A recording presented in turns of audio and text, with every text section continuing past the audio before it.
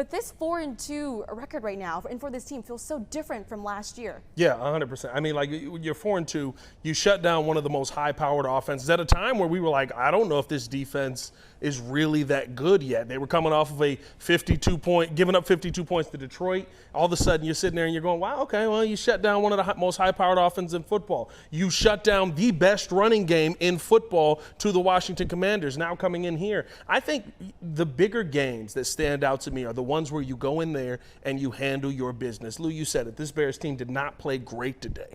But what they did do, or this Bears offense, I should say, did not play great today. But what they did do was they had the running game going, and I love the fact that Ben Johnson said, well, Caleb's off a little bit right now.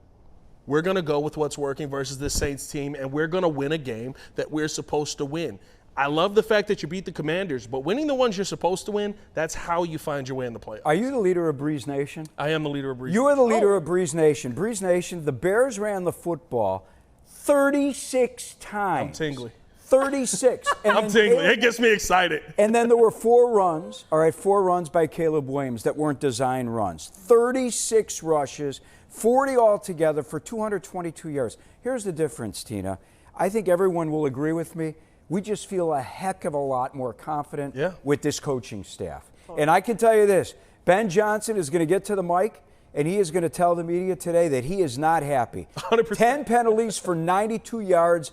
This is after 8 penalties in the previous game for 80, 90 yards. Unacceptable. Ben Johnson will not accept this. And that's what I love about Ben Johnson and a coaching staff that has some young guys like a Declan Doyle, but a number of older guys, grizzly veterans who have done it in this league, like Dennis Allen for 24 seasons, like Richard Smith, linebackers coach, oldest assistant coach in the NFL at 70 years old. You don't think this guy has seen a lot of football? These guys, when they see something they don't like, they make adjustments. We didn't see that last year. And even though they were 4-2, I felt it was a disguised 4-2. I remember in a cab going to the airport in London after the Bears wiped out Jacksonville thinking, man, we're going to the playoffs.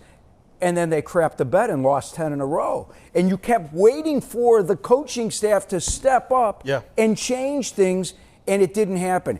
And it started, I feel, and Jim, chime in, man, I thought the players lost the confidence in the coaching staff when in that Washington game, we know what he did, Tyreek Stevenson, but I didn't feel the penalty was strong enough. And I can tell you a bunch of guys in that locker room felt the same way I did.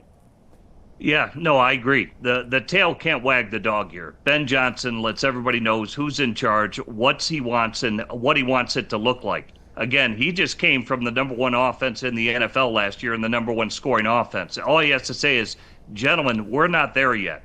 And like you said, it's an ugly win, but here's what they did do. When the defense got a turnover and gave them good field position, they were able to get points off the turnover. Here's where I credit the coaching staff, Lou, since you brought it up. That challenge that he had on New Orleans, that 3rd and 20 that they converted, that changed the momentum in the second half.